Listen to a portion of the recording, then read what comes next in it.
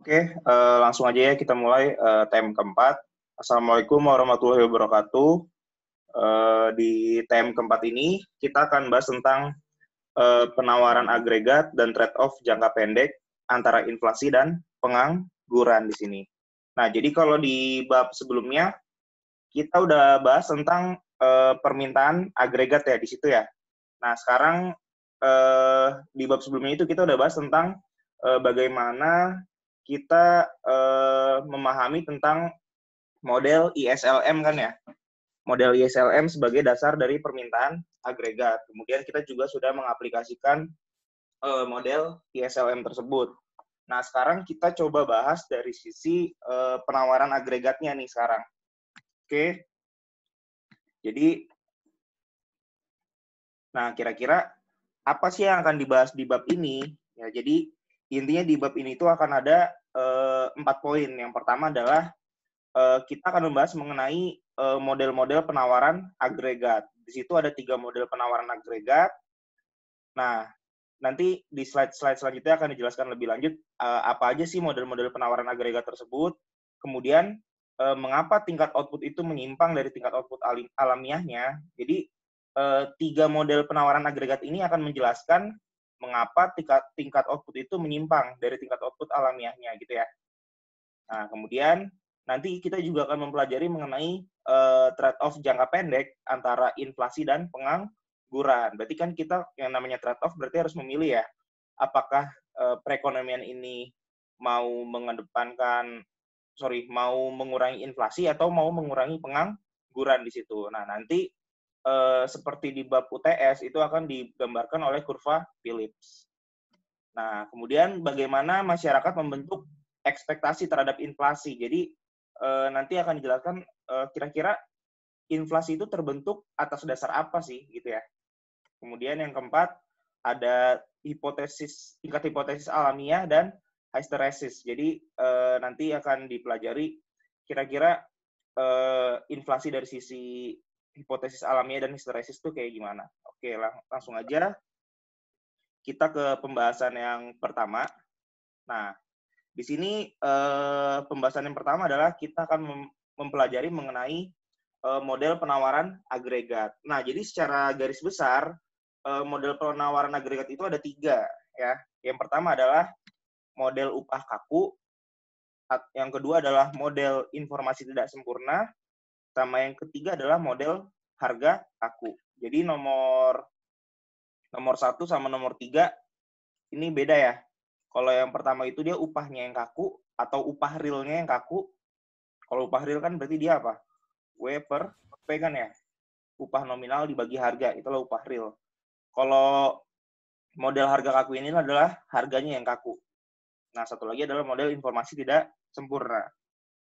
Nah, jadi kalau misal kita bentuk persamaannya, nah ada persamaannya itu adalah Y sama dengan Y bar ditambah alfa dalam kurung P dikurangi PE. Nah, jadi Y-nya di sini adalah apa? Y-nya di sini adalah tingkat output-nya ya. Output agregatnya nih. Y ini adalah output yang menyimpangnya nih. Sedangkan Y bar ini adalah output alamiahnya. Jadi sebenarnya harusnya tingkat outputnya segini nih. Sebesar Y bar. Tapi karena ada pengaruh apa nih? Ada pengaruh selisih harga ya. Jadi ada selisih harga antara harga aktual dengan harga yang diharapkan. Akibatnya adalah apa? Kalau misal harga aktualnya lebih mahal di sini, kan terjadi selisih ya antara harga aktual sama harga yang diharapkan ya. Maka tingkat outputnya pun akan berubah. Nah, kalau ada yang tanya nih, alfa ini apa sih? Jadi alfa ini adalah parameter positif. Yaitu apa? Yaitu suatu indikator mengenai berapa banyak output menanggapi perubahan yang tidak diharapkan dalam tingkat harga. Jadi, berapa banyak sih output ini berubah akibat perubahan harga di sini, gitu ya. Jadi, perubahan harga ini mempengaruhi tingkat outputnya. Oke. Nah, sekarang lanjut nih. Kita bahas model yang pertama dulu ya. Yaitu adalah model upah kaku. Atau rigid model ya. Jadi di sini kita akan bahas tentang model upah kaku. Nah, jadi intinya di sini kalau model upah kaku itu adalah perusahaan dan pekerja menegosiasikan kontrak dan menetapkan upah nominal sebelum mereka mengetahui kalau tingkat harga itu berubah ya. Jadi di sini mereka udah menetapkan dulu nih upahnya berapa. Jadi upahnya itu udah ditetapkan sebelum mereka bekerja gitu. Jadi kalau nanti ada fluktuasi ekonomi, ada baik itu booming ataupun resesi, maka upahnya itu tetap di situ, ya. Jadi kan udah ditetapin upah nominal. Berarti yang namanya upah nominal, dia akan mempengaruhi apa? Dia akan mempengaruhi upah realnya kan di situ. Nah, berarti upah nominal adalah upah real dikalikan dengan tingkat harga yang diharapkan. Nah, jadi kalau misal kita tulis notasinya di sini ya, berarti W sama dengan target real wage dikali dengan harganya kan di situ ya. Atau kalau misal kita pengen tahu nih upah realnya secara untuk pekerja berapa, berarti kita bisa bagi dengan W per P kan ya di sini. Berarti sisi kiri kita bagi W per P, sisi kanan juga harus kita bagi P di sini. Nah, berarti di sini kita dapat nih persamaannya model upah kaku, yaitu W per P sama dengan apa nih ya? Huruf W Yunani ya ini ya, dikali PE dibagi P di situ. Nah, di sini kita punya 3 asumsi berarti. Kalau misal harganya itu sesuai dengan tingkat harga yang diharapkan, misalnya harganya itu sesuai dengan tingkat harga yang diharapkan, berarti apa? Berarti pengangguran itu dan output pada tingkat alamiahnya ya. Jadi pengangguran sama output itu stabil di situ. Karena tingkat harga itu sesuai dengan tingkat harga yang diharapkan.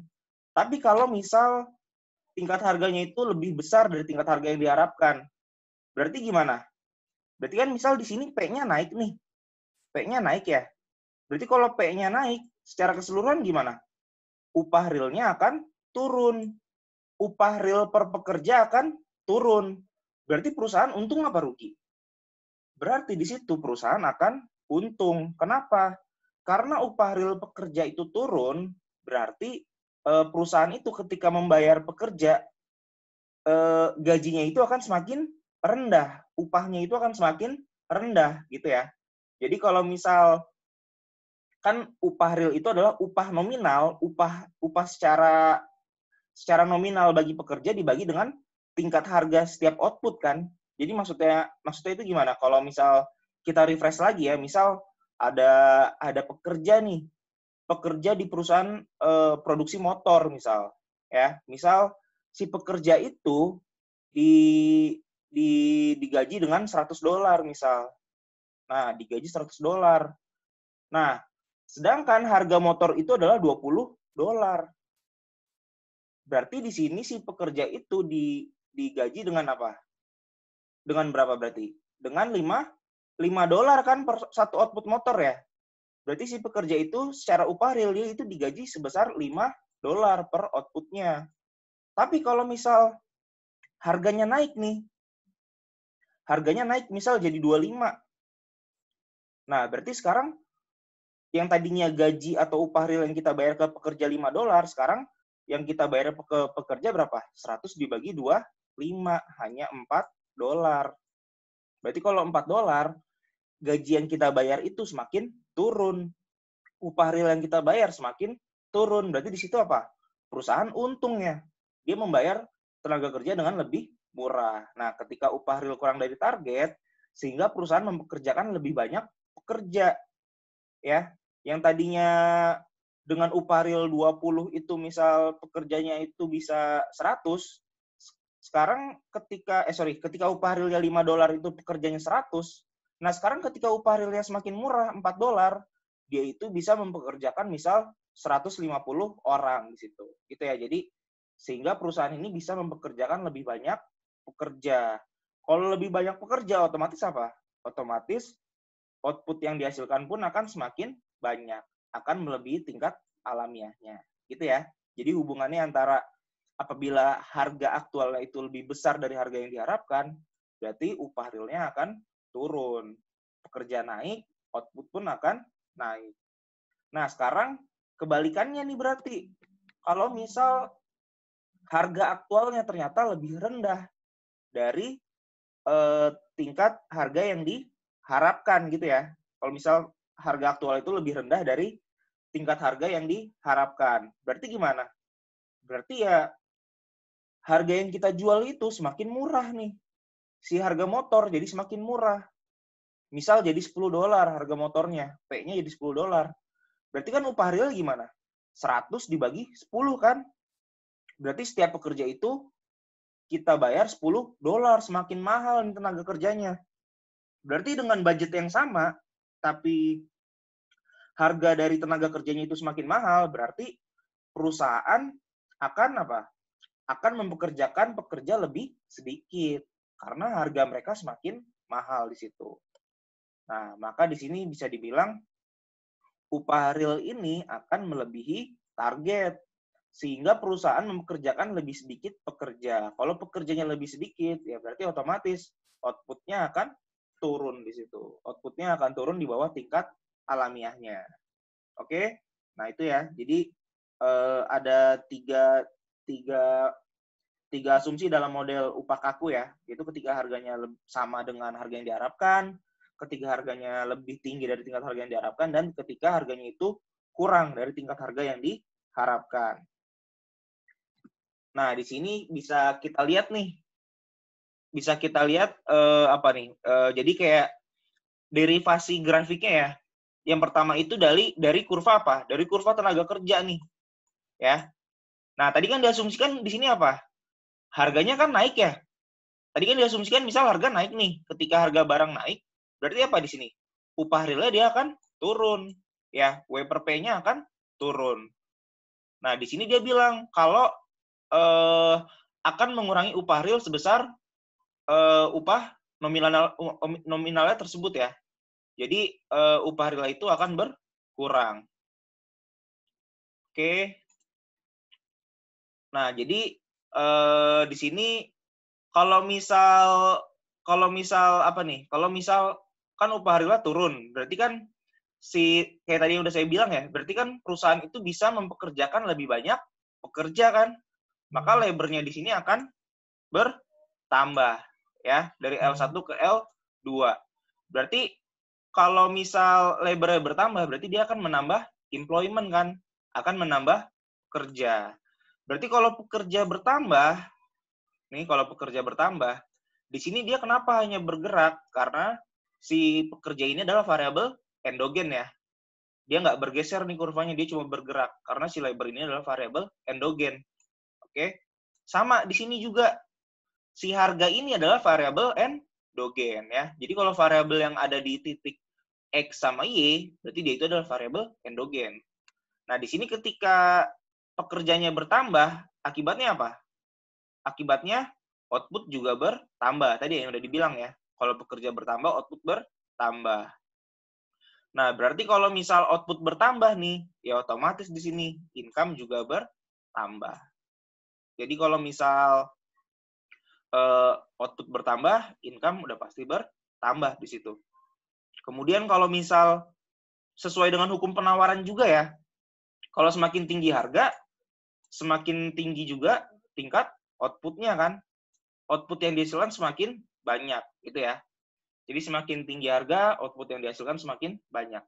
Di sini kita bahas, kalau yang namanya kurva penawaran agregat, berarti dari sisi siapa? Dari sisi produsen, di situ ya. Kalau kemarin kita bahas permintaan agregat, itu dari sisi konsumen. Oke? Nah, jadi kalau di model upah kaku ini kita kenal yang namanya counter cyclical atau upah real itu bergerak ke arah yang berlawanan dengan output selama siklus bisnis. Jadi tadi kita bisa lihat ya, semakin rendah upah real ya, outputnya semakin tinggi. Berarti kan dia berlawanan tuh ya. Maksudnya dia berhubungan negatif di situ atau berbanding terbalik antara upah real sama tingkat outputnya. Nah, sekarang kalau misal kita aplikasikan di perekonomian ya, misal kalau dalam keadaan booming nih, kalau keadaan booming gimana? Berarti ketika keadaan di mana perekonomian itu sedang naik kan ya. PDB-nya itu sedang naik. PDB suatu negara itu sedang naik. Berarti kalau PDB suatu negara sedang naik, banyak output yang dihasilkan di situ. Berarti kalau banyak output yang dihasilkan, berarti kalau kita balik lagi nih, berarti semakin banyak output dihasilkan, berarti semakin banyak pekerja di suatu perusahaan tersebut ya. Berarti kalau semakin banyak pekerja, berarti perusahaan itu kenapa dia bisa mempekerjakan banyak pekerja? Karena upah realnya itu sedang turun di situ. Atau bisa juga karena tingkat harga barang itu sedang naik gitu ya. Jadi perusahaan itu untung. Oke. Nah, satu lagi, dalam keadaan resesi. Nah, ini kalau kita bicara resesi kemarin kita udah tahu ya berita terbaru ya. Jadi kalau di Singapura itu sedang apa? Sedang mengalami resesi. Jadi kalau kita ingat lagi resesi itu apa pengertiannya? Yaitu ketika suatu negara itu selama 2 kuartal berturut-turut PDB-nya itu mengalami penurunan ya, atau mengalami negatif PDB di situ. Nah, jadi kalau misal PDB-nya negatif dalam 2 kuartal berturut-turut, maka perekonomian itu dikatakan sedang mengalami resesi, gitu ya. Nah, jadi resesi ini apa? Yaitu ketika harga-harga turun, ketika perusahaan-perusahaan itu tutup gitu ya, ketika output yang dihasilkan itu rendah. Jadi kalau misal barang nih, motor misal, yang tadinya tadi dijual berapa? $20 ya. Sekarang cuma dijual $5. Berarti kan keuntungan perusahaan itu sangat sedikit kan ya. Jadi ketika upahnya si tenaga kerja itu dibagi dengan harga, berarti akan menjadi sangat besar di situ. Makanya upah real tenaga kerjanya itu akan sangat besar. Upah real per tenaga kerjanya itu akan sangat besar. Jadi kalau dalam keadaan resesi, ketika harga turun, upah realnya naik. Nah, ini kebalikannya ya. Nah, jadi di model upah kaku ini kita mengenal yang namanya counter cyclical. Jadi hubungan terbalik antara apa? Antara upah real ini sama si output. Gitu ya. Oke, kita masuk ke model yang kedua, yaitu model informasi tidak sempurna. Jadi, di model informasi tidak sempurna ini diasumsikan kalau upah dan harga itu sangat fleksibel, gitu ya. Jadi di sini diasumsikan upah sama harganya itu fleksibel. Nah, diasumsikan juga kalau setiap produsen itu memproduksi satu barang dan mengkonsumsi banyak barang. Nah, ini sebenarnya sesuai sama logikanya ya. Kalau misal ada orang nih, dia jualan beras misal. Ketika dia jualan beras, pasti kan dia itu sebagai apa? Sebagai produsen kan. Tapi selain sebagai produsen, dia juga harus membeli makanan lain kan ya, membeli lauk pauk lain kan ketika dia mau makan kan. Kan dia nggak mungkin tuh makan pakai nasi doang. Berarti kan dia harus beli lauk pauk lain. Misal dia beli ikan. Nah, ketika dia beli ikan, dia kan membeli dari produsen lain gitu ya. Ketika dia membeli ayam, dia membeli dari produsen lain. Jadi diasumsikan di sini adalah setiap produsen itu dia memproduksi satu barang, misalnya beras, dan dia mengkonsumsi banyak barang. Misal tadi ikan, ayam, seperti itu ya. Nah, jadi diasumsikan seperti itu. Nah, kemudian ketika si produsen ini memproduksi barang, sebenarnya si produsen itu kan pasti tahu dong harga nominal barang yang dihasilkan. Jadi pasti kan dia tahu nih sebenarnya harga berasnya itu berapa sih? Dia jual berapa? Dia kan sebenarnya tahu. Nah, tapi dia tidak mengetahui tingkat harga secara keseluruhan. Jadi gini, kalau misal ya, ini ada tingkat harga nih, si P nih, si PX nih misal, PX, di sini ada PY. Nah, si PX ini adalah tingkat harga yang dijual oleh si produsen tersebut. Tapi si tingkat harga ini harus berbanding lurus dengan tingkat harga keseluruhan atau PY. Jadi kalau misal hubungan antara PX sama PY ini dinamakan tingkat harga relatif, gitu ya. Jadi kalau misal tingkat harga keseluruhan nih PY nih, misal dia 1.000, ya tingkat harga PY-nya 1.000 misal. Berarti kan misal tingkat harga berasnya 100 lah ya. Berarti tingkat harga relatif si beras terhadap seluruh produk itu berapa? Berarti kan 10% kan di sini. Nah, tapi ketika misal tingkat harganya ini naik, misal jadi 2.000, berarti harga beras gimana? Harga beras akan semakin rendah ya. Berarti dia hanya sebesar berapa? 5%-nya aja gitu. Nah, sama kalau sekarang harga berasnya yang kita naikin. Misal harga berasnya kita naikin jadi 500. Berarti tingkat harga relatif beras terhadap si harga keseluruhan berapa? 50%. Berarti tingkat harga relatifnya itu sangat mahal. Gitu ya. Jadi ketika si produsen mau menjual beras atau mau menjual barang, dia itu harus tahu dulu kira-kira harga nominal beras tersebut berapa, kemudian tingkat harga keseluruhan berapa, dan yang ketiga adalah tingkat harga relatifnya berapa gitu ya. Agar apa? Agar output yang dihasilkan itu tidak berlebihan. Agar output yang dihasilkan itu tidak menyimpang di situ. Nah, lanjut dulu. Nah, di sini bisa dibilang pasokan setiap barang tergantung pada harga relatifnya tadi ya. Jadi, semakin tinggi harga relatifnya, berarti dia menjual beras itu dengan lebih mahal. Itu ketika harga nominal barang dibagi dengan tingkat harga secara keseluruhan. Harga nominal barang ini tadi ya, harga berasnya. Sedangkan harga keseluruhan adalah harga dari seluruh barang yang diproduksi, seperti itu. Nah, kesalahannya di sini adalah di model informasi tidak sempurna ini adalah ketika informasinya itu bias ya, atau bias. Ketika informasinya bias, berarti apa? Produsen tidak mengetahui tingkat harga keseluruhan. Jadi, si produsen ini tidak mengetahui secara jelas informasi mengenai apa? Mengenai tingkat harga secara keseluruhan. Jadi, si produsen ini mengasumsikan lagi nih, kalau ada yang namanya tingkat harga yang diharapkan.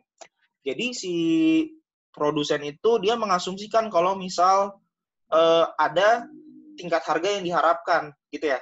Yaitu sebagai pengganti tingkat harga keseluruhan. Misal, tadi harga berasnya $100. Nah, secara keseluruhan, harga-harga itu sebesar $1.000 misal. Berarti kan diasumsikan di situ, kalau di situ harga beras berapa? Cuma 10% ya. Tapi si produsen ini mengasumsikan kalau harga beras itu sebenarnya 20% dari tingkat harga keseluruhan. Nah, makanya dia bisa menaikkan tingkat harga berasnya di situ. Ya, jadi tingkat harga keseluruhan ini diganti nih sama produsen jadi tingkat harga yang diharapkan. Jadi nggak sesuai. Di sini tingkat harga yang diharapkan ini hanya asumsinya aja nih, hanya asumsi si produsen di situ. Nah, asumsikan misal harga P naik, tetapi harga yang diharapkan PE ternyata tidak naik. Jadi kan harga relatif beras gimana? Harga relatif beras akan semakin naik kan di situ. Nah, berarti kalau misal harga relatif berasnya naik, padahal harga secara keseluruhan tidak naik, berarti harga beras itu akan semakin mahal, ya. Jadi kalau misal si produsen ini mengasumsikan harga naik ini karena dia mengasumsikan kalau harga-harga barang lain juga sedang naik. Padahal secara nyatanya, secara realnya, harga-harga barang lain ini tidak naik gitu ya. Jadi yang naik cuman si harga berasnya itu sendiri gitu ya. Jadi kalau misal si produsen beras ini dia cuma naikin barangnya sendiri nih, padahal di pasar-pasar lain harga beras itu nggak naik, harga ikan nggak naik, harga ayam nggak naik gitu ya. Nah, jadi kalau misal si produsen mengasumsikan harga naik, berarti kita ingat lagi yang namanya teori penawaran kan. Ketika harga naik, maka produksi semakin naik di situ. Produsen berpikir bahwa harga relatifnya telah naik, sehingga produsen memproduksi lebih banyak barang. Salah nggak si produsen di sini? Nah, si produsen di sini salah ya. Karena sebenarnya harusnya harga relatifnya itu nggak naik, gitu ya. Jadi dia cuma menaikkan harga barangnya itu secara sepihak. Jadi kalau kayak gini nih, ketika harganya naik, berarti kan dia memproduksi output lebih banyak tuh. Padahal di pasar, si konsumen nggak mau tuh beli barangnya dia karena harganya itu naik ya. Karena secara real yang naik itu cuma harga berasnya aja, bukan harga secara keseluruhan juga gitu. Jadi produsen berpikir bahwa harga relatifnya telah naik sehingga produsen memproduksi lebih banyak barang. Nah, ketika memproduksi lebih banyak barang inilah yang menyebabkan tingkat output alamiahnya itu menjadi menyimpang. Jadi output yang dihasilkan oleh produsen itu tidak sesuai dengan tingkat produksinya. Nah, dengan banyaknya produsen berpikir seperti ini, maka Y akan naik, outputnya akan naik ketika harga naik di atas harga yang diharapkan, gitu ya. Jadi nanti akan banyak output yang mubazir gitu. Jadi akan semakin banyak output yang dihasilkan, tetapi tidak dibeli oleh konsumen, gitu ya. Jadi tingkat outputnya ini akan menyimpang. Nah itu ya permasalahan di model informasi tidak sempurna. Oke, lanjut. Yang ketiga ini adalah model harga kaku. Nah, sekarang kita tahu dulu nih, kalau dulu di bab UTS kan kita pernah bahas ya, tentang apa? Tentang fleksibel sama sticky price kan. Nah, di situ kan ada beberapa alasan kan yang mendasari kenapa harga itu bisa kaku, kenapa harga itu bisa fleksibel. Nah, sekarang kita bahas model harga kaku nih. Jadi, alasan kenapa harga itu kaku, yang pertama itu apa? Yang pertama adalah karena biasanya ketika perusahaan itu mempekerjakan suatu pekerja, dia itu kan biasanya kalau yang namanya pekerja baru, yang namanya fresh graduate, biasanya pakai sistem kontrak kan. Nah, ketika dia dikontrak, itu biasanya nggak dikontrak cuma 1 bulan kan. Pasti sekali kontrak itu misal 1 tahun nih. Nah, misal dia udah dikontrak 1 tahun, kontrak jangka panjang selama 1 tahun antara perusahaan dan pekerja. Nah, tapi ketika bulan ketiga dia kerja, ternyata harga-harga barang yang dia produksi itu naik nih. Harga barang di perusahaan tempat dia bekerja itu naik. Misal tadi harga motornya itu naik. Berarti kan gimana? Sebenarnya kan upah real dia semakin turun kan di situ. Berarti kalau misal harganya nggak kaku, harusnya itu apa? Harusnya upahnya itu harusnya menyesuaikan terhadap kenaikan harga. Tapi tadi nih, karena adanya kontrak jangka panjang, makanya si harga itu menjadi kaku. Jadi si upah nominalnya itu tidak menyesuaikan, gitu ya. Jadi upah realnya si buruh gimana? Upah realnya semakin turun. Dia rugi ketika harga naik. Tapi ketika harga barang turun, justru upah realnya akan naik karena dia akan untung kan. Si perusahaan lagi rugi nih. Perusahaan lagi rugi karena apa? Karena motor yang mereka jual itu harganya rendah. Tapi karena mereka menggunakan kontrak, maka si perusahaan itu harus membayar tenaga kerja tersebut sesuai dengan upah yang telah disetujui sebelumnya di situ. Gitu ya. Nah, kemudian alasan yang kedua adalah adanya biaya menu atau apa? Atau menu kos nih.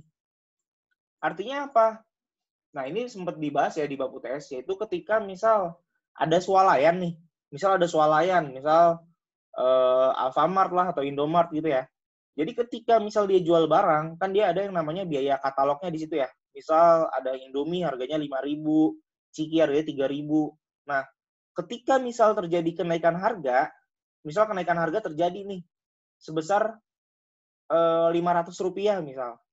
Nah, ternyata kenaikan harganya ini, kan berarti kalau terjadi kenaikan harga, berarti dia harus mencetak katalog baru tuh di situ. Harus mencetak tulisan biaya harga yang terbaru kan. Misal Cikinya jadi 3.500, kemudian Indomie jadi 5.500 kan. Nah, berarti kan di situ ada biaya untuk mencetak katalog baru ya, atau disebut juga dengan biaya menu. Nah, biasanya biaya untuk mencetak menu ini ternyata lebih mahal di sini kalau dalam kenyataannya. Lebih mahal ketimbang mereka menaikkan harga. Jadi kalau misal mereka naikin harga itu untungnya 300, tapi kalau dia nyetak katalog baru, dia itu rugi 500. Nah, jadi di situ perusahaan justru membiarkan harganya itu tetap kaku aja. Ya udah nggak usah berubah daripada dia rugi gitu ya. Daripada dia rugi. Kalau misal dia nggak naikin harga, dia rugi 300.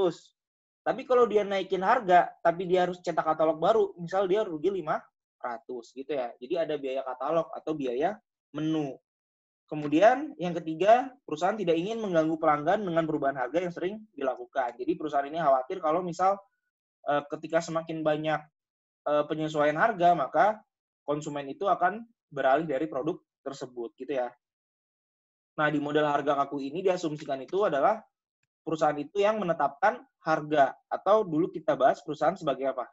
Sebagai price maker atau perusahaan yang membuat harga tersebut seperti dalam pasar monopoli. Oke. Nah, sekarang kita bahas lagi di sini mengenai apa? Mengenai persamaannya ya. Mengenai persamaan dari model harga kaku.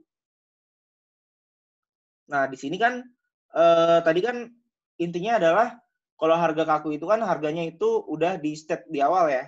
Jadi kalau misal kita gambarkan seperti ini, yaitu P sama dengan P plus alfa, di mana alfa itu adalah output dikurangi dengan output alamiahnya. Ya.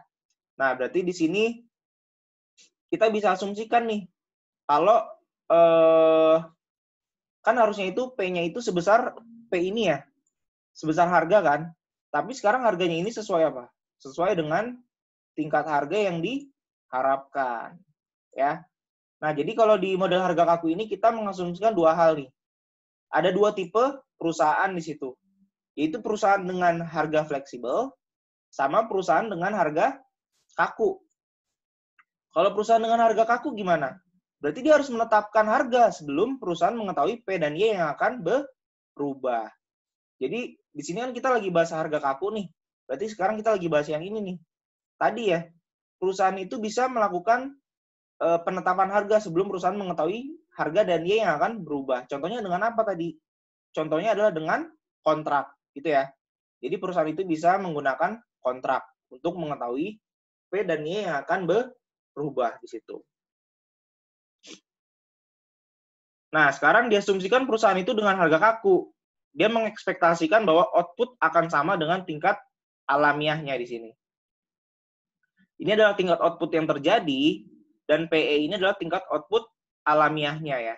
Jadi, si P ini kan berarti otomatis dia menyimpang nih. Secara alamiah outputnya itu sebesar PE ini. Tapi ternyata outputnya itu sebesar P. Jadi kalau misal di harga kaku ini diasumsikan output itu sama dengan tingkat alamiahnya, atau P sama dengan PE di situ. Nah, untuk mendapatkan output kurva penawaran agregat, maka harus menentukan dulu tingkat harga secara keseluruhan. Ya, misal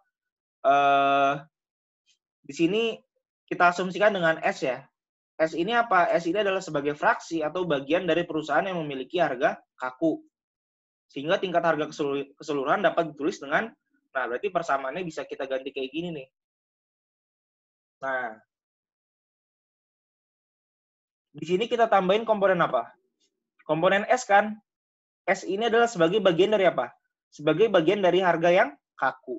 PE ini adalah harga kaku. Nah, berarti kalau sisi salah satu bagian adalah S, berarti sisi bagian yang lainnya adalah apa? 1 dikurang S kan? Nah, makanya di sini bisa kita tulis nih, 1 dikurang S. Sebagai bagian dari apa? Sebagai bagian dari harga yang bersifat fleksibel. Ya. Jadi, kalau PE ini adalah harga ditentukan oleh perusahaan dengan harga kaku, sedangkan yang di sisi kanan ini adalah harga ditentukan oleh perusahaan dengan harga yang fleksibel di situ. Oke?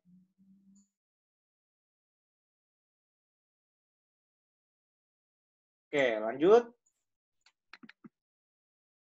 Nah, di sini kita asumsikan kita kurangi nih 1 min SP-nya dari kedua sisi. Berarti jadi gimana? Berarti kan kalau di sini kan awalnya P nih. Ya, awalnya P kan. Berarti kita kurangin 1 min SP nih. Berarti kan kita kurangi dengan P sama min SP.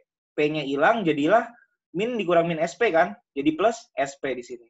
Nah, yang kanan gimana? Yang kanan ya udah berarti sama nih, kita kurangin 1 min SP juga ya. Berarti tinggal yang ini kan berarti hilang nih.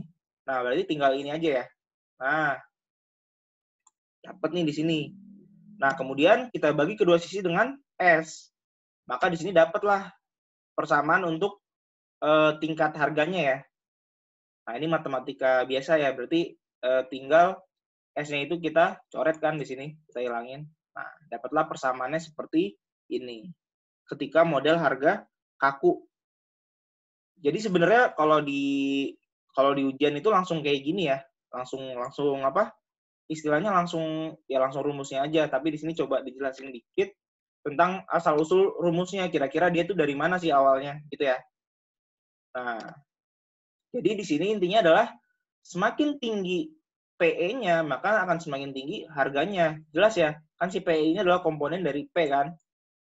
Nah, kemudian apalagi? Semakin tinggi output-nya, akan semakin tinggi P-nya juga. Sini ya, semakin tinggi Y-nya, akan semakin tinggi P-nya.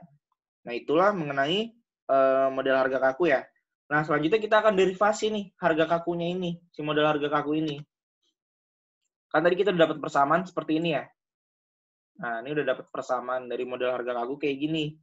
Nah, sekarang kita mau menderivasi si harga kaku ini ke kurva apa? Ke kurva penawaran agregatnya, agar kita bisa mendapatkan output.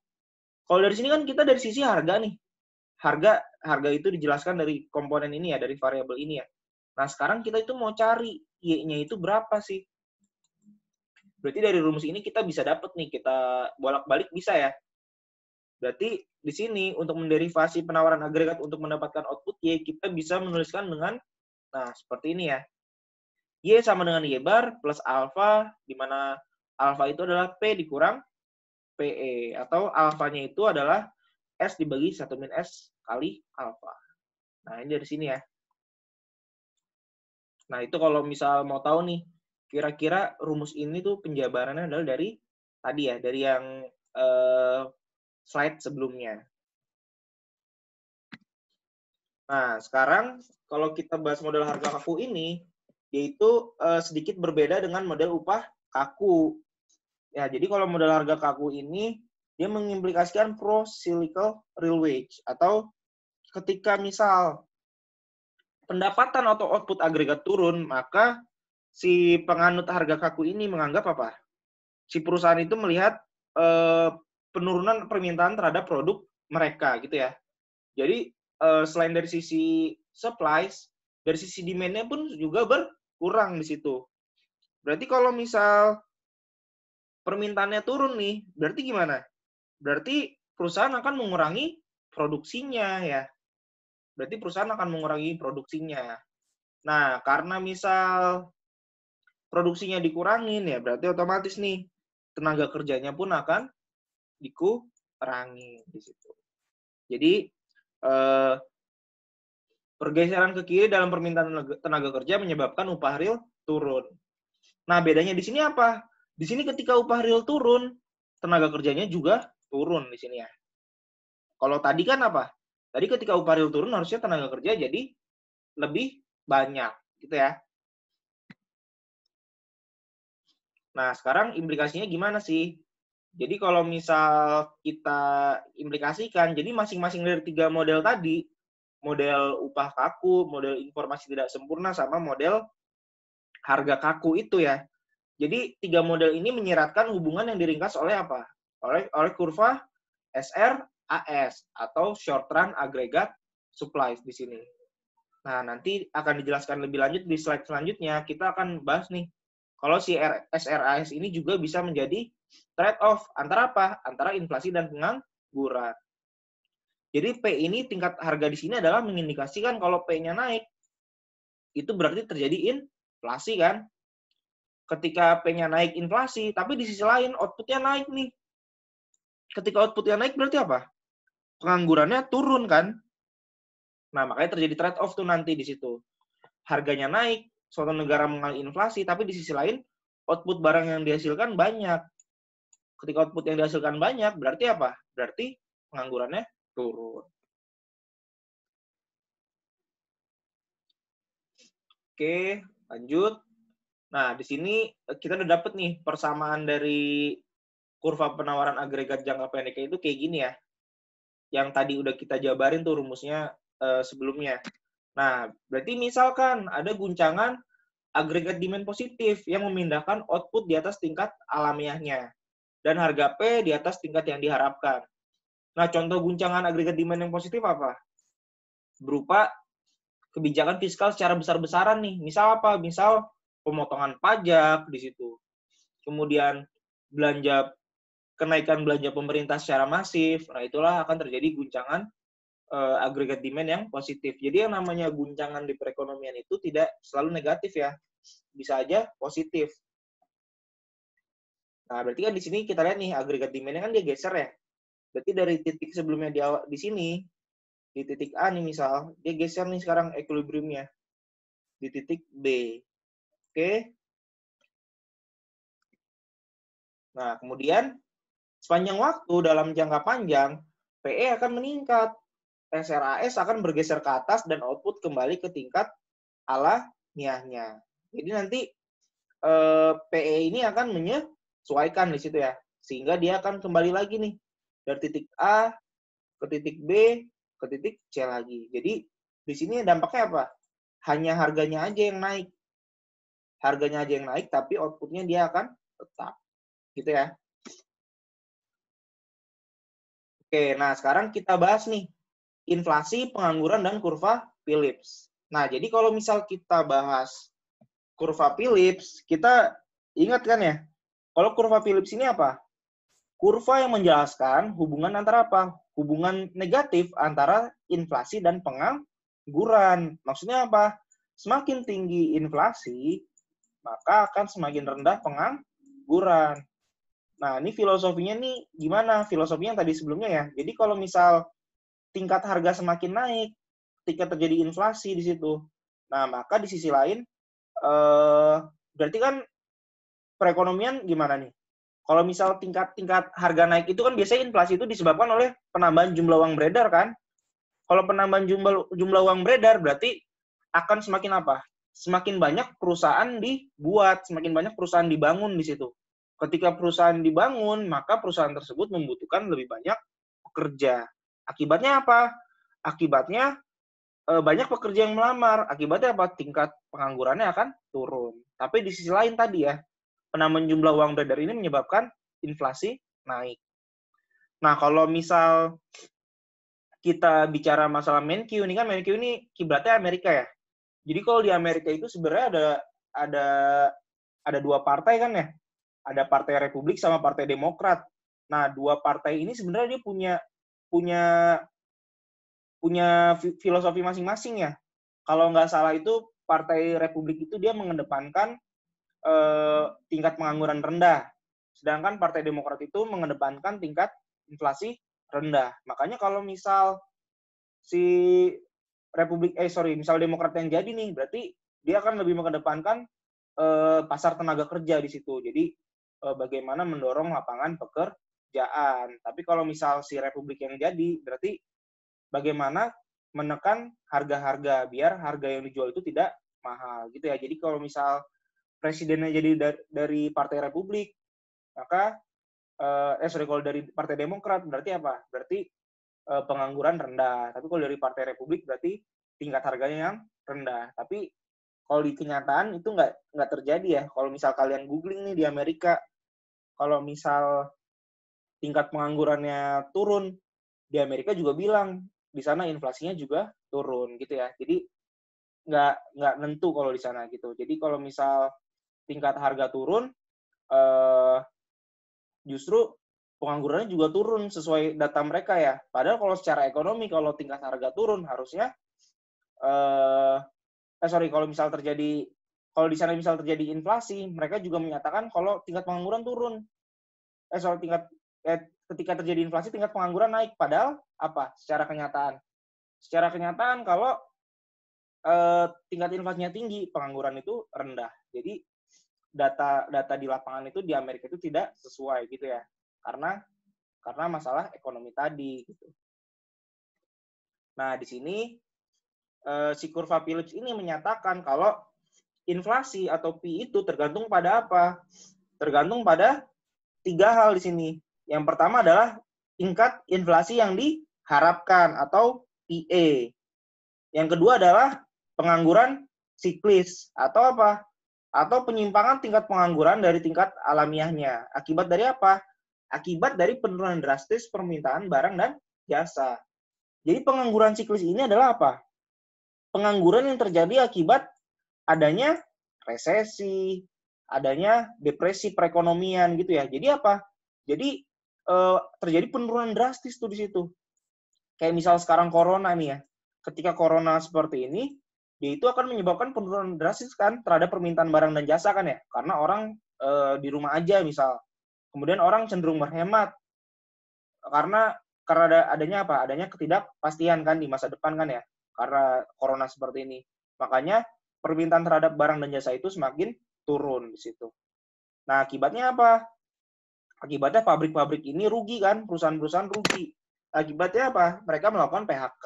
Nah, maka terjadilah pengangguran siklis atau pengangguran yang terjadi karena penurunan drastis terhadap apa? Permintaan barang dan jasa di situ. Oke. Jadi bisa dibilang juga pengangguran siklis ini diakibatkan oleh terjadinya resesi. Kemudian tadi kalau yang pertama apa? Kalau yang pertama tadi kan ada tergantung pada inflasi yang diharapkan ya. Jadi maksudnya apa? Jadi suatu negara itu sebenarnya bisa menargetkan inflasinya. Kenapa? Karena semakin tinggi inflasi berarti indikatornya apa? Indikatornya adalah semakin tinggi perekonomian tumbuh gitu ya. Misal inflasinya 10%, berarti dalam tahun itu perekonomian negara tersebut gimana? Tumbuh sebesar 10%. Karena tadi ya, semakin banyak inflasi berarti semakin banyak jumlah uang beredar, semakin banyak perusahaan dibuka gitu ya.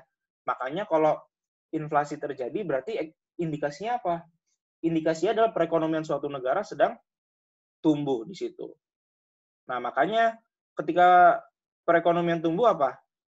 Penganggurannya akan turun. Karena tadi akan semakin banyak perusahaan yang membuka lowongan pekerjaan di situ. Oke. Nah, yang ketiga itu didasarkan oleh apa? Didasarkan oleh guncangan penawaran atau supply shock ya. Ditandakan dengan V. Nah, guncangan penawaran ini bisa apa? Bisa positif, bisa negatif kan? Kalau guncangan penawaran positif apa? Misal penemuan teknologi nih. Misal penemuan teknologi 5G misal. Yang menyebabkan apa? Yang menyebabkan produksi barang itu menjadi semakin cepat. Kemudian ditemukannya robot misal. Untuk membantu produksi suatu barang. Nah, itu akan membuat guncangan penawaran yang positif. Kalau guncangan penawaran yang negatif apa? Contohnya adalah bencana alam. Misal, si pabrik tersebut terkena gempa nih, pabriknya rubuh. Nah, berarti kan dia nggak bisa memproduksi secara massal lagi kan? Nah, disitulah terjadi yang namanya guncangan penawaran. Jadi guncangan penawaran ini bisa positif, bisa negatif.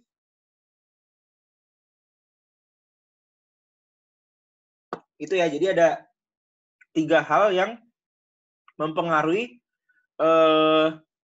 inflasi pada kurva Phillips. Yang pertama adalah inflasi yang diharapkan, yang kedua adalah pengangguran siklis, dan yang ketiga adalah guncangan terhadap penawaran. Oke, jadi kalau kita tulis persamaannya seperti ini ya. P ini adalah inflasi, di mana inflasi ini dipengaruhi oleh PA atau inflasi yang diharapkan. Kemudian U dikurang UN. UN ini apa? UN ini adalah unemployment natural ya, atau tingkat alamiah penganggurannya. U-nya ini adalah tingkat pengangguran aktual. Jadi seberapa besar tingkat pengangguran itu menyimpang dari tingkat pengangguran alamiahnya. Dan V ini adalah guncangan penawaran di situ. Oke. Nah, di sini berarti bisa kita tulis nih. Tadi kan kalau SRAS itu apa? Y sama dengan Y bar ditambah alfa, di mana alfa itu adalah P dikurang P kan ya, tadi SRAS ya. Berarti kalau misal si kurva Phillips tadi ya, yang sebelumnya ya, yaitu dipengaruhi oleh inflasi diharapkan, kemudian pengangguran siklis sama guncangan penawaran di situ. Nah, jadi kalau di kurva SRAS ini apa tadi? Short run aggregate supply ya, atau kurva penawaran jangka pendek. Jadi kalau di SRAS curve ini, output itu tergantung dari pergerakan harga. Bener ya? Kan sama kayak di konsep mikro dulu ya, di konsep pengantar ekonomi kan. Kalau output itu dipengaruhi oleh harga. Jadi semakin rendah atau tinggi harganya itu akan mempengaruhi outputnya di situ. Kalau beta ini dia cuma kayak indikator tadi ya, indikator di awal ya. Jadi seberapa banyak si beta ini mengindikasikan seberapa banyak inflasi berubah itu disebabkan oleh perubahan tingkat pengangguran. Nah, itu adalah sebesar betanya di situ. Jadi ada notasinya tuh nanti kalau misal ini ya. Jadi beta ini adalah seberapa besar inflasi itu dipengaruhi oleh perubahan tingkat pengangguran aktual dikurangi dengan tingkat pengangguran alamiah, gitu ya. Nah, jadi kalau SRAS tadi output tergantung pada pergerakan harga, sedangkan Phillips curves yaitu output. Output itu kan tadi bisa digambarkan dengan tingkat pengangguran ya. Berarti pengangguran itu tergantung dari pergerakan inflasi. Inflasi ini kan indikatornya dari apa? Indikatornya dari perubahan harga. Kalau pengangguran indikatornya dari perubahan output, gitu ya. Jadi si SRAS curve sama Phillips curve ini dia sama aja nih sebenarnya nih. Cuma si Phillips curve ini dia lebih ke implikasinya yaitu berupa pengangguran dan inflasi.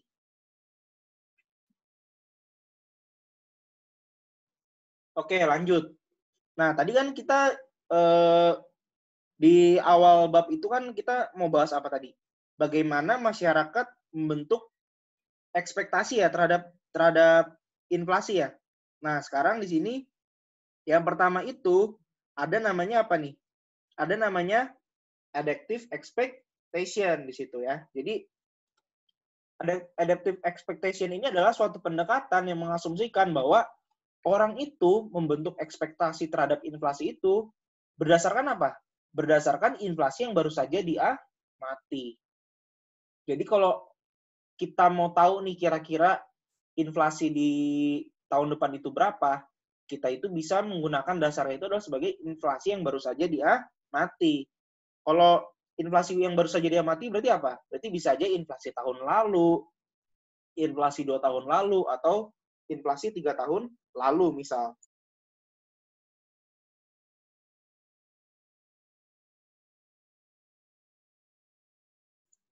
Oke. Nah, kemudian contohnya tadi ya, inflasi yang diharapkan di sini adalah inflasi sebesar inflasi tahun lalu di situ. Nah, kemudian berarti persamaan itu berarti bisa kita ganti nih. PE sama dengan P-1 atau inflasi tahun lalu. Inflasi yang diharapkan sebesar inflasi tahun lalu. Maka persamaannya menjadi seperti apa? Maka persamaannya menjadi P sama dengan P-1 di sini ya. Jadi inflasi yang diharapkan ini kita ganti dengan P-1. Jadi perubahannya di sini ya. Nah, jadi intinya kalau adaptive expectation itu orang itu membentuk inflasi yang diharapkan atau inflasi di tahun depan nih. Misal pemerintah lah membentuk kira-kira tingkat inflasi di tahun depan itu seperti apa. Nah, itu biasanya dasarnya itu adalah inflasi tahun-tahun sebelumnya atau adaptive expectation di situ. Nah, kemudian selain adaptive expectation itu ada juga namanya inersia inflasi. Maksudnya apa? Jadi gini, kalau misal si kurva Phillips ini di dalamnya itu terkandung inflasi yang memiliki inersia. Kenapa? Yang pertama, walaupun dengan tidak adanya guncangan penawaran dan pengangguran siklis, inflasi itu akan terus berlanjut katanya. Kalau menurut si inersia inflasi ya, inflasi itu akan terus berlanjut. Jadi inflasi yang sebelumnya itu ternyata berdampak panjang. Jadi inflasi yang sebelumnya itu mempengaruhi ekspektasi inflasi saat ini. Yang pada gilirannya apa? Akan mempengaruhi upah dan harga yang telah ditetapkan.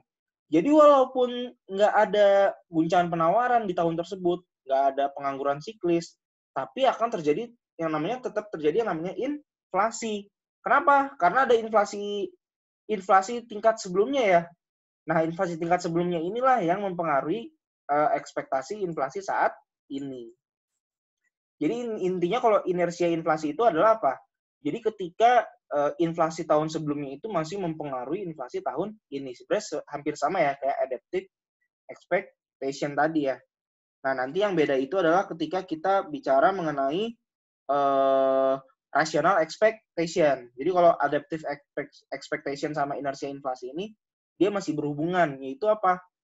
Ekspektasinya itu dipengaruhi oleh inflasi tahun sebelumnya atau inflasi yang sedang terjadi.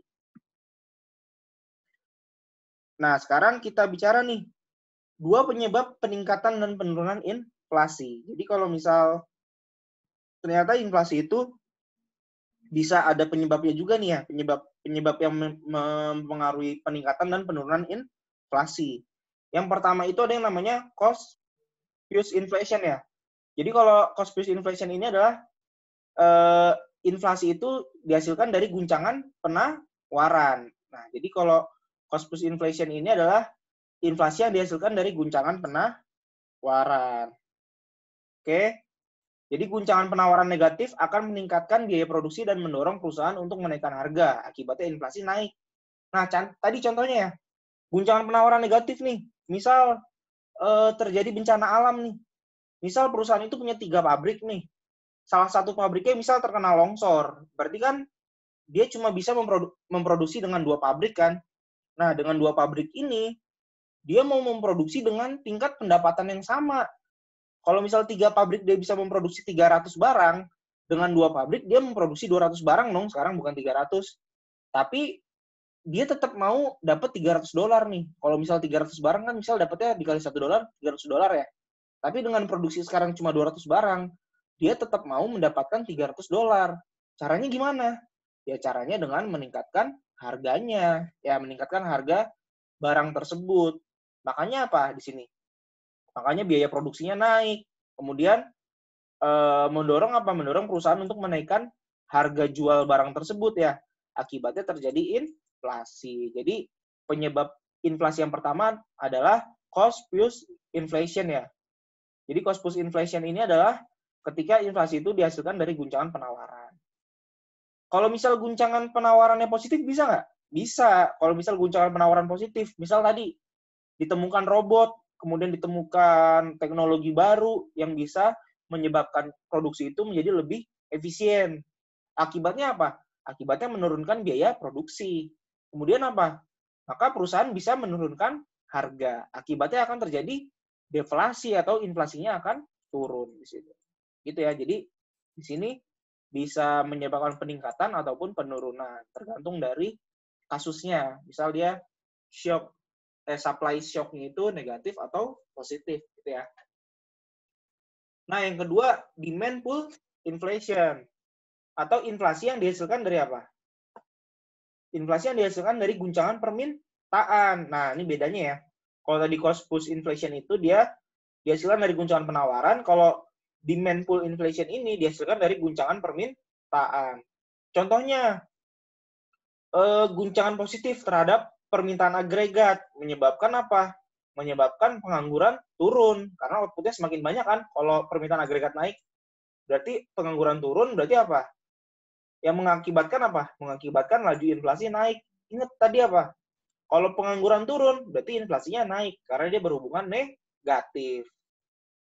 Contohnya tadi ya, misal ada kebijakan fiskal ekspansif tuh, berupa apa? Berupa pemotongan pajak secara keseluruhan. Kemudian berupa apa? Berupa kenaikan belanja pemerintah secara masif. Nah, akibatnya terjadi guncangan permintaan yang positif, gitu ya. Berarti kan akan semakin banyak output yang dihasilkan kan ya. Semakin banyak output yang dihasilkan, berarti akan semakin rendah tingkat penganggurannya. Tapi di sisi lain, dengan semakin banyaknya output yang dihasilkan, berarti harga-harga barang tersebut pun akan semakin naik, akan semakin bersaing di situ.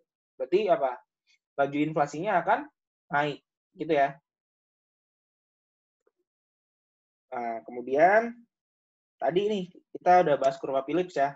Jadi kurva Phillips ini mengindikasikan apa nih di sini? Tadi ya, hubungan negatif antara inflasi sama pengangguran. Nah, dalam jangka pendek, pembuat kebijakan menghadapi trade-off antara inflasi dan tingkat pengangguran. Jadi intinya itu ya, trade-off ya. Bagaimana menghadapi dua pilihan yang akan diambil antara inflasi dan pengangguran. Nah, di sini ya. Jadi kalau misal awalnya di sini nih, kemudian ketika dia naik misal ke sini, berarti gimana? Inflasinya kan semakin tinggi ya. Tapi di sisi lain apa? Penganggurannya akan semakin turun. Oke. Kalau saya sih lebih setuju tingkat penganggurannya lebih rendah ya. Kenapa? Kalau tingkat pengangguran rendah kan berarti semakin banyak tuh orang bekerja. Berarti kalau misal dia bekerja, berarti ya mau harganya naik berapapun, harusnya kalau dia bekerja, dia harusnya bisa membeli kebutuhan pokok tersebut ya. Tapi beda nih kalau misal harga kebutuhan pokoknya rendah. Harga kebutuhan pokok rendah, tapi dia nggak kerja. Ya berarti sama aja kayak dia nggak bisa beli barang tersebut kan. Gitu ya. Kalau saya termasuk yang menganut kalau lebih baik tingkat pengangguran rendah, tapi terjadi inflasi di negara tersebut.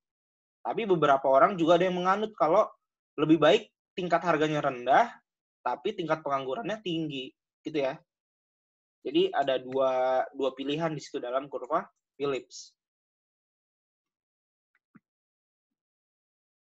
Oke.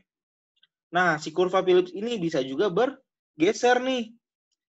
Dari apa? Misal kalau di jangka panjang ya, misal orang-orang itu akan menyesuaikan inflasi yang diharapkan dari waktu ke waktu kan. Pasti kan dia akan menyesuaikan nih kira-kira tingkat inflasi yang diharapkan itu berapa kan dari waktu. Nah, makanya di perekonomian itu trade-off itu hanya berlaku dalam jangka pendek. Kenapa? Karena kalau dalam jangka panjang, inflasi yang diharapkan itu bisa menyesuaikan. Dia bisa bergerak nih. Nah, contoh penambahan inflasi yang diharapkan menggeser kurva Phillips ke atas. Nah, gini ya. Kenapa dia geser? Karena PA ini adalah variabel eksogen. Variabel endogennya siapa? Variabel endogennya adalah inflasi sama pengangguran. PA ini adalah inflasi yang diharapkan kan? Berarti dia adalah variabel eksogen. Makanya dia bisa bergeser di situ. Nah, sama ya. Selain PA, berarti ada apa lagi yang bisa menggeser nih? Ada kenaikan guncangan, kemudian ada kenaikan pengangguran di situ. Bisa menggeser kurva Phillips. Nah, sekarang kita masuk ke the sacrifice ratio nih, atau rasio pengorbanan dari perekonomian. Jadi maksudnya gimana? Kalau yang namanya kita bicara trade-off, berarti kan kita bicara mengenai biaya pengorbanan kan? Kalau kita mengambil pengangguran rendah, berarti di sisi lain yang harus kita korbankan apa tadi? Tingkat inflasinya tinggi gitu ya. Nah, di sini kita akan coba menghitung kira-kira berapa sih biaya pengorbanan yang terjadi ketika kita memilih salah satu sisi tersebut ya. Misal kita memilih tingkat pengangguran yang rendah gitu.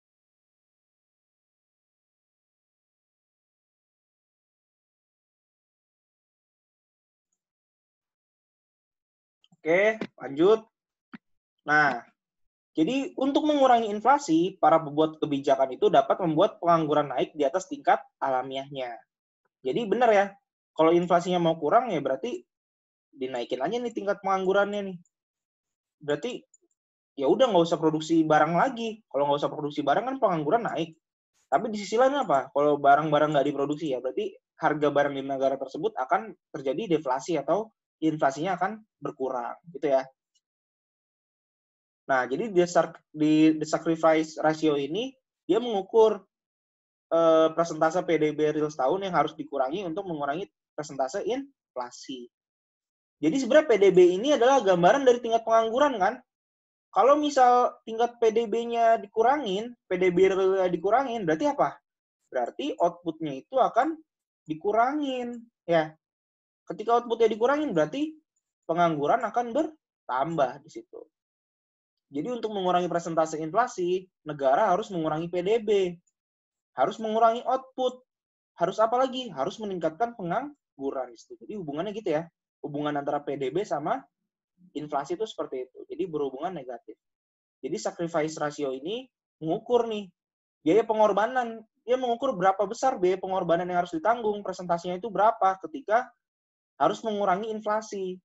Jadi berapa besar biaya pengorbanan yang hilang atau PDB real setahun yang hilang ketika inflasi dikurangi. Seperti itu ya. Nah, contoh misal di soal itu kita mengestimasikan estimasi rasio itu sebesar 5. Misal sacrifice rasionya ini sebesar 5 ya. Nah, ini misal sacrifice rasionya itu sebesar 5. Nah, kemudian coba ada contoh soal di sini. Misal, untuk mengurangi inflasi dari 6% menjadi 2%, maka harus mengorbankan sebesar 20% ternyata di situ. Ya, 20% ini jawabannya ya. Jadi untuk mengurangi inflasi dari 6% menjadi 2%, ternyata kita harus mengorbankan PDB sebesar 20%. Nah, 20% ini dari mana?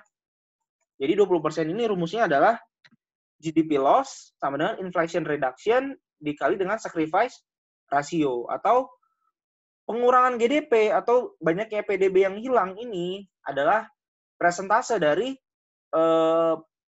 tingkat pengurangan inflasi dikali dengan tingkat pengorbanannya. Tadi kan sebelumnya kita udah tahu ya, kalau tingkat pengorbanan itu sebesar 5 poin kan di sini. Ya. Kemudian penurunan inflasinya berapa? Inflation reduction-nya berapa? Sebesar 4%. Dari 6% menjadi 2% kan? Berarti di sini 4. Nah, berarti GDP loss-nya itu adalah sebesar 20% di situ. Ya. Jadi GDP loss-nya sebesar 20%. Nah, 20% ini, kalau kita asumsikan misal ada 4 tahun ya, nah, kerugiannya itu bisa dibagi nih, GDP loss-nya. Bisa menjadi 5% per tahun, atau bisa juga 20% dalam 1 tahun gitu ya. Jadi kerugiannya itu bisa aja 20% dalam 1 tahun secara menyeluruh, atau bisa juga 5% nih dalam 4 tahun gitu ya.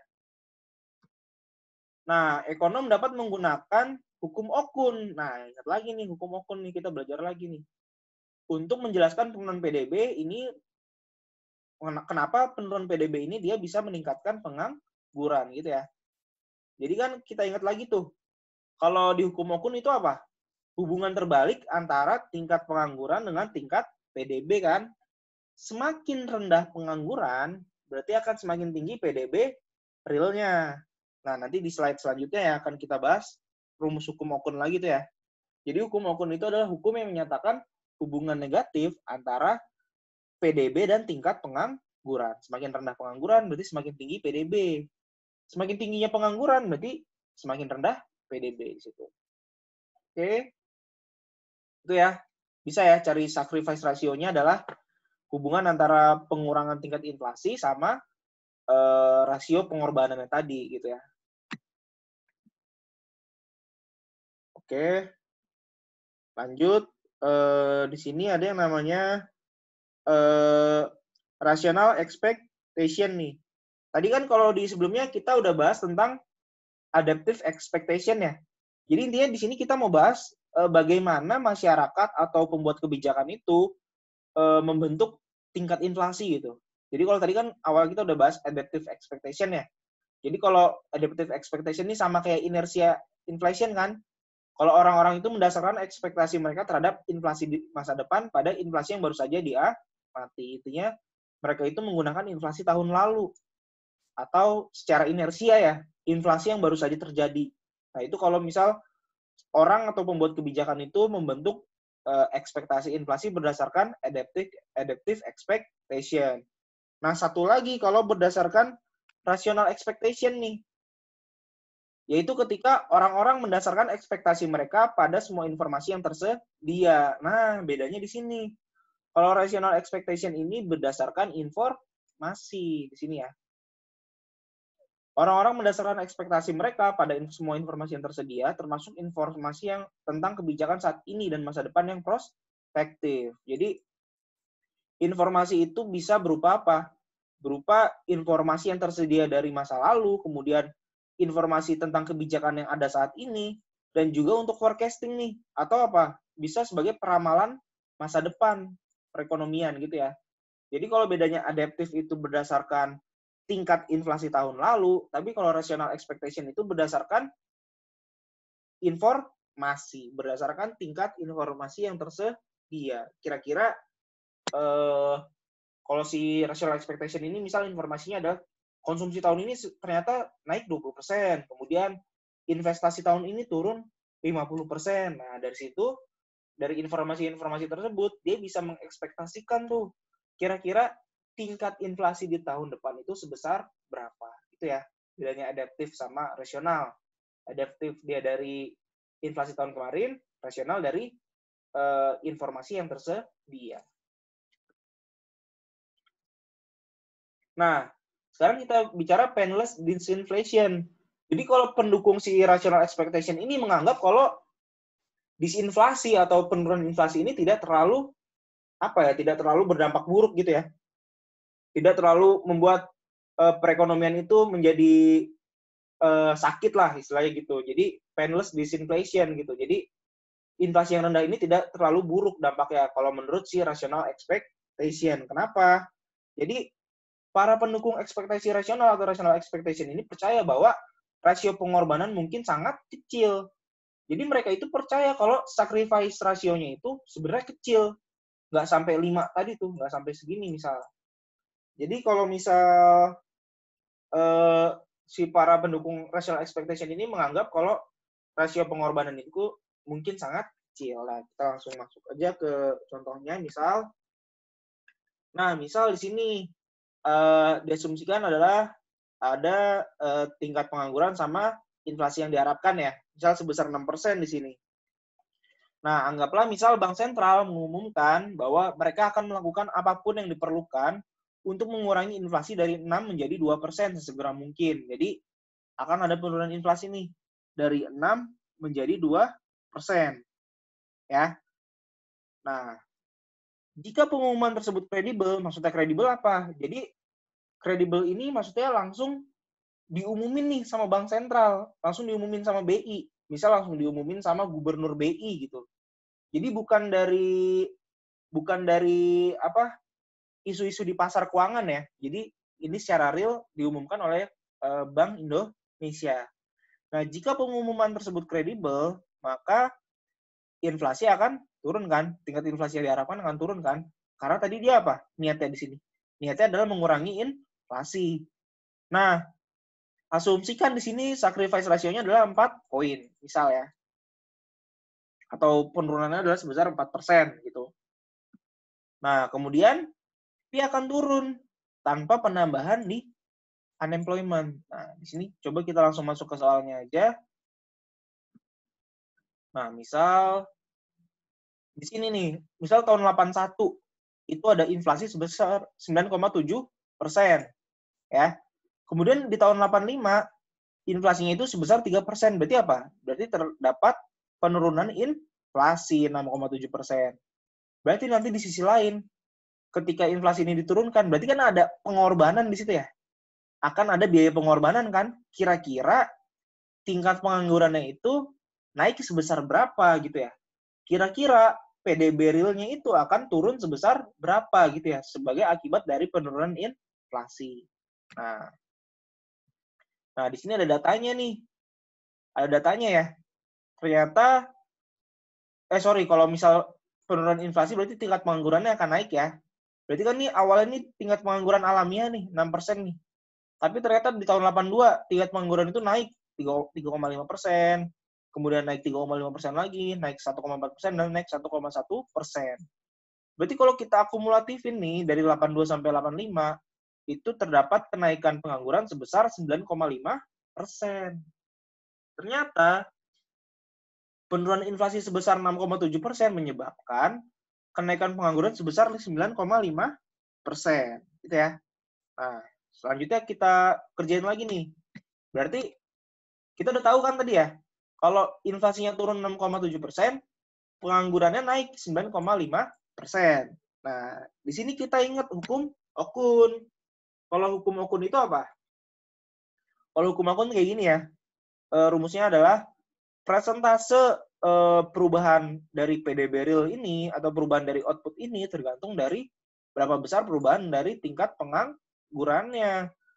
Karena di sini tingkat pengangguran sebagai pengurang, ya otomatis nih semakin tinggi tingkat pengangguran akan semakin rendah nih tingkat outputnya, akan semakin rendah tingkat inflasinya, gitu ya.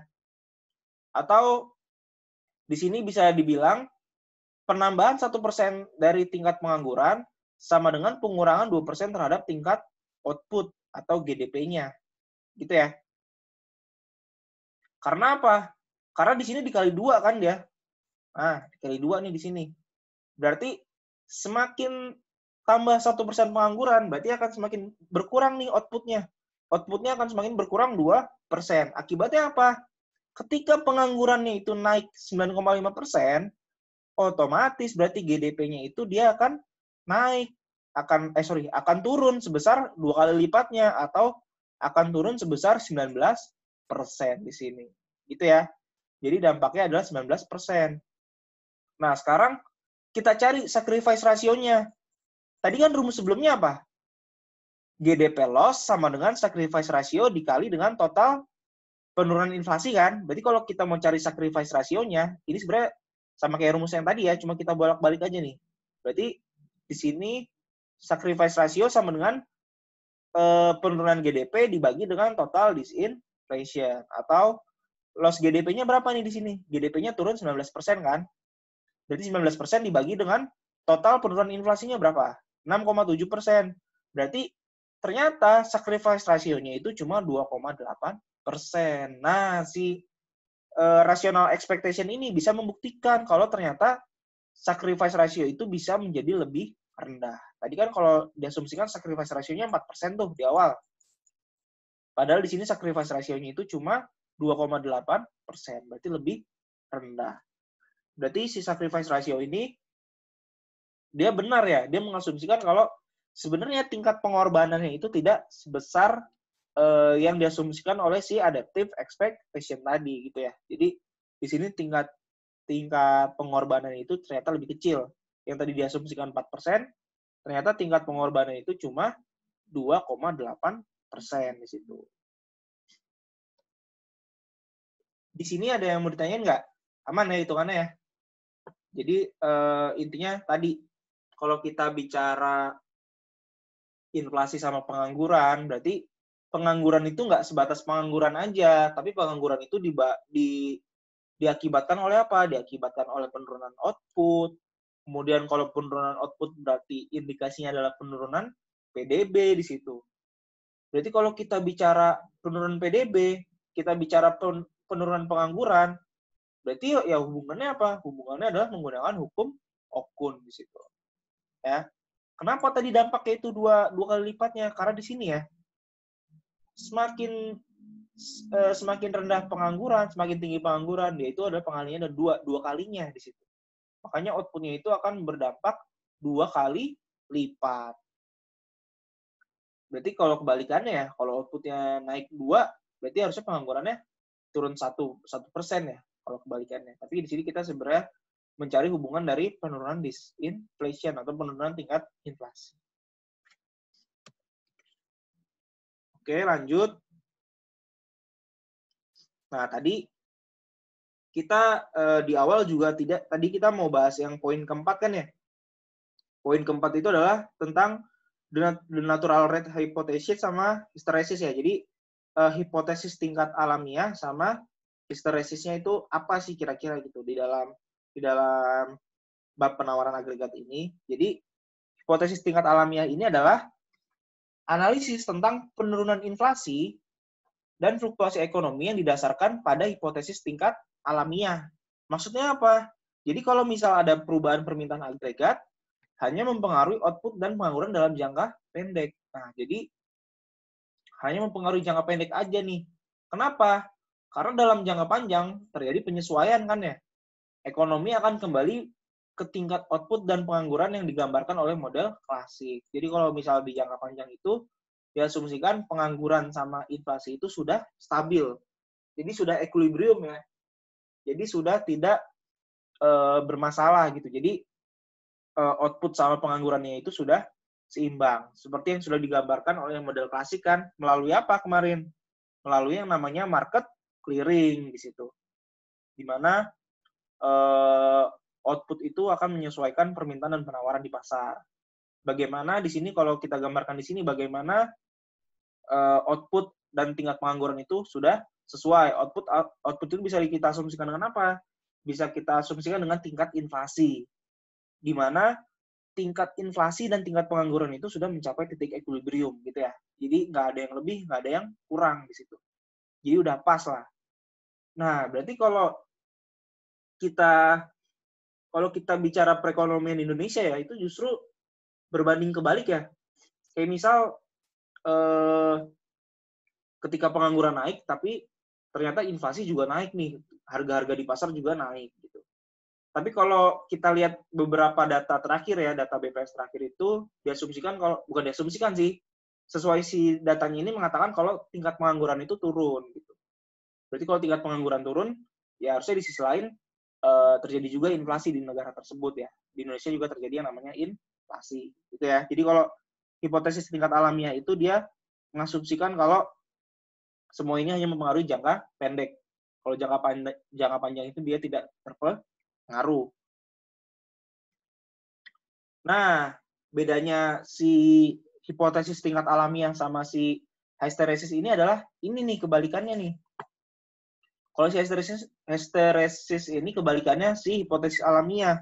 Jadi hysteresis ini menyatakan kalau pengaruh jangka panjang pada variabel seperti tingkat pengangguran alamiah. Jadi dia mengasumsikan kalau ada guncangan negatif itu dapat meningkatkan tingkat pengangguran alamiah. Ekonomi mungkin tidak sepenuhnya pulih. Maksudnya gimana? Kalau misal terjadi kayak sekarang nih ada guncangan negatif kan, misal corona ya, misal ketika corona terjadi kan berarti terjadi pengangguran tuh di situ. Ya terjadi pengangguran, kemudian terjadi banyak pabrik tutup. Nah, ketika banyak ekonom memprediksi kalau misal tahun depan ekonomi akan bangkit, nah ternyata tidak semudah itu ya.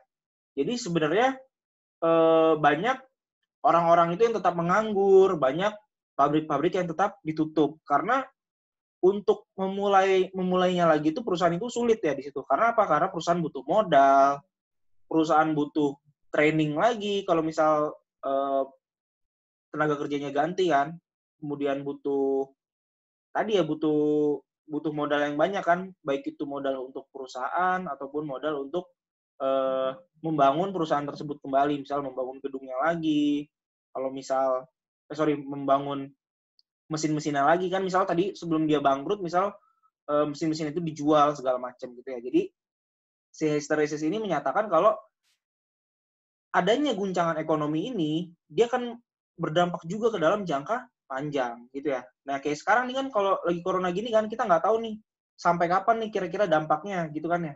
Kira-kira sampai kapan dampaknya terhadap perekonomian. Kalau kita lihat perekonomian Indonesia itu kan udah dalam masa apa? Masa kontraksi kan. Kalau masa kontraksi itu adalah masa sebelum resesi tuh. Nah, nanti kalau resesi itu balik lagi tuh keadaan apa? Keadaan pemulihan kan. Ketika pemulihan baru nanti keadaan perekonomian ketika booming lagi gitu. Jadi kalau misal kita bicara perekonomian itu mengalami siklus bisnis kan. Bisa dia depresi, resesi, kemudian kontraksi, resesi, kemudian dia bisa mengalami booming lagi gitu. Jadi sebenarnya perekonomian ini mengalami siklus bisnis. Nah, tapi kita nggak tahu nih kira-kira periodenya kapan gitu ya, periode resesinya kapan. Nah, tapi karena adanya forecasting tadi, adanya peramalan ekonomi, para ekonomi itu bisa meramalkan nih kira-kira terjadi resesinya kapan. Nah, Indonesia sendiri gimana? Nah, Indonesia tuh diramalkan sih. Bisa aja nih terjadi resesi kayak Singapura nih, kalau misal Q2-nya ini, kuartal 2-nya ini PDB-nya masih negatif gitu ya.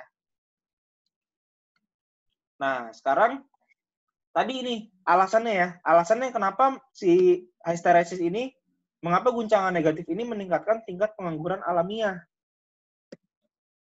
Nah, yang pertama tadi ya, keterampilan pekerja yang menganggur secara siklikal dapat memburuk saat menganggur dan para pekerja tersebut tidak menemukan pekerjaan ketika resesi berakhir. Contohnya apa? Misal ada orang nih, dia itu ahli jahit baju misal, ahli jahit baju di perusahaan. Nah, ketika dia menganggur 3 bulan nih, ketika dia balik lagi, ketika dia kerja lagi, jahitannya tuh jadi berantakan gitu ya. Jadi misal keterampilan pekerjanya itu menjadi berkurang. Akibatnya apa? Akibatnya ya misal pekerja tersebut tidak lagi dipekerjakan misal. Nah, akibatnya apa? Akibatnya pekerja tersebut akan semakin lama menganggur. Karena ketika dia menganggur, keterampilannya itu berkurang gitu ya, diasumsikan di sini ya, kalau menurut si hysteresis. Nah, kemudian pekerja yang menganggur ini secara siklis dapat kehilangan pengaruhnya terhadap penetapan upah. Nah, di sini apa? Di sini ada pengaruh lagi nih serikat pekerja nih. Ya, kita bahas di bab UTS tuh ya. Kemudian insider atau serikat pekerja itu dapat menawar untuk upah yang lebih tinggi. Hasilnya apa? Hasilnya adalah outsiders itu yang secara siklis menganggur dapat menjadi pengangguran struktural ketika resesi berakhir. Jadi gini, kalau misal kan kalau misal misal ada pengangguran nih ya di situ ya, berarti kan yang menganggur siapa? Kalau misal kita bahas bab UTS, berarti yang menganggur ini adalah para fresh graduate kan, para unskilled labor di situ, para teenage labor ya. Jadi orang-orang yang tidak memiliki pengalaman, orang-orang yang baru lulus, orang-orang yang masih remaja udah bekerja itu dia akan kehilangan pekerjaan di situ. Nah, tersisa orang-orang yang tergabung di serikat pekerja nih. Ya, cuma tersisa itu. Nah, ketika pabrik mau mulai mengoperasikan perusahaannya lagi, si serikat pekerja ini dia menuntut gaji yang lebih tinggi di situ. Nah, ketika si serikat pekerja atau insider ini menuntut upah yang lebih tinggi, otomatis si perusahaan akan membayar upah lebih tinggi dong di situ, karena kalau nggak dibayar bakal jadi mogok kerja tuh, perusahaan bakal bangkrut. Nah, akibatnya apa? Ketika perusahaan menaikkan upah real tinggi, maka tingkat pekerja yang dibutuhkan akan semakin rendah. Kalau tingkat pekerja yang dibutuhkan semakin rendah, maka terjadi pengangguran. Efeknya apa tadi? Efeknya orang yang tadi menganggur sementara tuh, kayak si teenage labor, unskilled labor, kan tadinya dia menganggur sementara nih karena resesi kan, karena perusahaan tutup sementara, misal shutdown. Nah, ketika perusahaan itu kembali beroperasi, mereka ini akan tetap menganggur. Mereka ini akan menjadi pengangguran struktural karena tidak ada tempat lagi di perusahaan karena perusahaan menaikkan upah realnya gitu ya. Jadi si serikat pekerja ini akan mendapat upah lebih tinggi, sedangkan si fresh graduate tadi akan menganggur di situ. Gitu ya. Oke, jadi itu ya seputar tingkat hipotesis alamiah sama histeresis. Nah, di sini berarti udah semua ya, udah kita bahas semua nih 4 poin nih. Berarti tadi apa aja yang berarti udah kita bahas? Yang pertama adalah kita udah bahas tentang 3 model penawaran agregat kan ya dalam jangka pendek ya. Ada apa aja? Ada model upah kaku, kemudian ada model informasi tidak sempurna, sama model harga kaku. Intinya apa? Tadi kalau model upah kaku tuh intinya ketika harga naik, apa? Upah realnya turun kan ya tadi. Nah, di situ berarti pengaruhnya itu bisa berdampak luas tuh tadi, bisa berdampak terhadap output-nya. Kemudian kalau informasi tidak sempurna tadi apa? Ketika si perusahaan itu tidak mengetahui harga secara keseluruhan kan. Kemudian model harga kaku ketika apa? Ketika terjadi yang namanya kontrak sebelumnya, kemudian terjadi yang namanya biaya menu di situ. Gitu ya. Kemudian ketiga model ini mengindikasikan bahwa output naik di atas tingkat alamiahnya. Ketika tingkat harga naik di atas tingkat harga yang diharapkan. Gitu ya. Jadi 3 model ini menjelaskan kenapa output itu dihasilkan menyimpang gitu ya. Yang kedua, kita juga udah bahas tentang kurva Phillips di situ. Yaitu kurva yang menunjukkan apa? Trade-off antara inflasi dan pengangguran. Ya.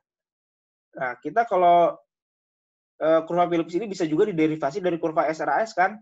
Kalau SRAS tadi kan hubungan antara harga dan pendapatan. Tapi harga dan output lah. Nah, kalau misal di kurva Phillips, kita bisa mengindikasikan harga itu menjadi tingkat inflasi, sedangkan output itu menjadi tingkat pengangguran, gitu ya. Nah, menyatakan kalau inflasi itu tergantung apa? Tergantung pada apa? Tergantung 3 hal tadi kan. Yang pertama adalah tingkat inflasi yang diharapkan, kemudian kalau tingkat inflasi yang diharapkan ini maksudnya apa tadi? Seberapa besar misal pembuat kebijakan itu menargetkan inflasi di masa depan sebagai apa? Sebagai dasar dari pertumbuhan perekonomian. Itulah inflasi yang diharapkan ya. Kemudian pengangguran siklis atau pengangguran yang terjadi akibat penurunan yang sangat besar terhadap permintaan barang atau pengangguran yang terjadi karena resesi ekonomi di situ. Kemudian apa lagi? Kemudian terjadi juga guncangan penawaran tadi ya. Bisa guncangan penawaran positif, bisa negatif. Kalau tadi positif berupa penemuan teknologi, penemuan robot, negatifnya berupa apa? Berupa bencana alam di situ.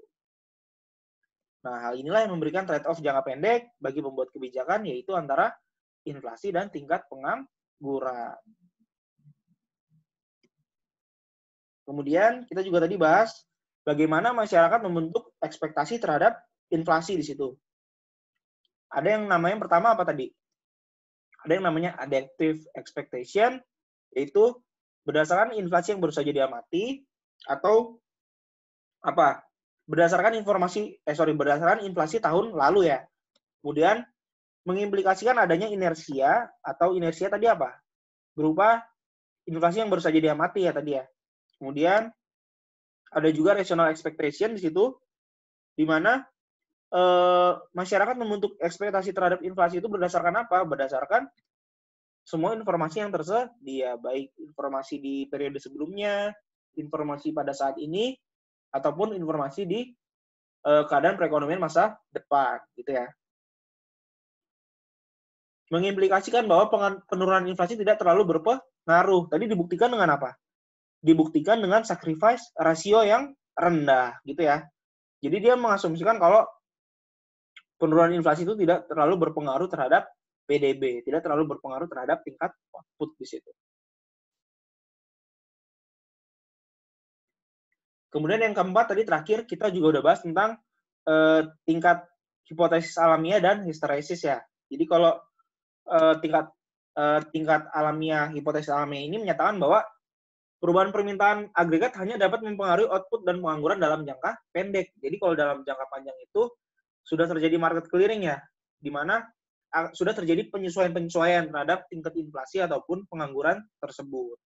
Nah, lawannya adalah histeresis tadi, yaitu menyatakan bahwa guncangan perekonomian itu memiliki efek permanen pada output dan pengangguran dalam jangka panjang gitu ya. Tadi kalau histeresis lawannya tuh, dia menyatakan kalau tadi contohnya ada pengangguran yang tadinya pengangguran ketika siklis karena resesi, kemudian dia jadi pengangguran struktural karena adanya tuntutan dari serikat pekerja untuk menaikkan harga. Kemudian adanya keterampilan pekerja yang turun di situ. Menyebabkan apa? Menyebabkan ketika dia kembali bekerja lagi, output-nya itu menjadi semakin rendah, produktivitasnya menjadi semakin rendah. Gitu ya. Oke, gimana? Ada yang mau ditanyakan?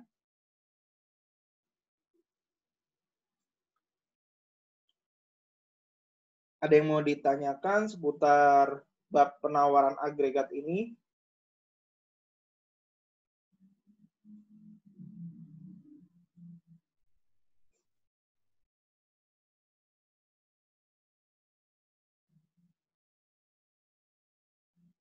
Ada yang nanya nih, tadi upah real target itu apa ya? Jadi kalau upah real target itu adalah upah yang ditargetkan oleh si pekerja. Jadi kayak misal pekerja itu kan dia menetapkan upah nominal nih, kira-kira mereka mau dibayar berapa ya? Nah, itu adalah didasarkan dari apa? Dari upah real target dikali dengan tingkat harga yang diharapkan, gitu ya.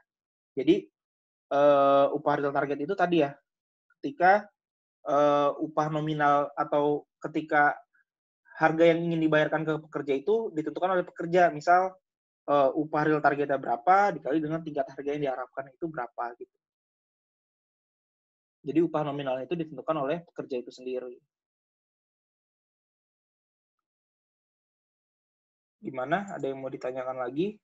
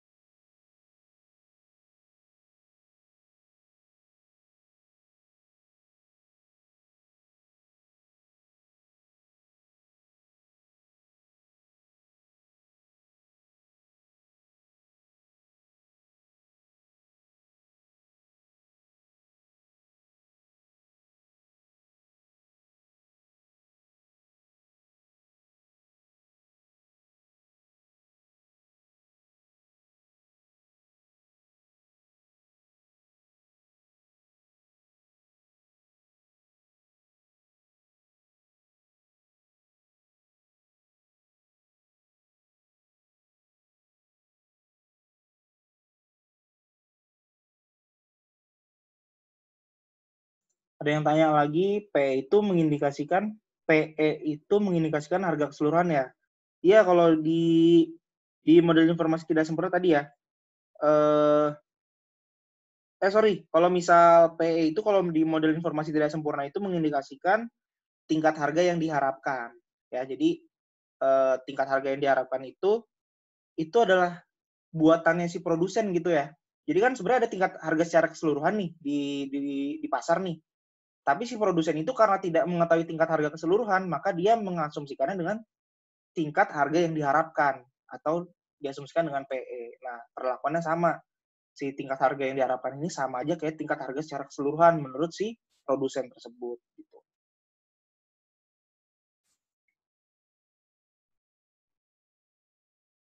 Gimana, ada pertanyaan lagi?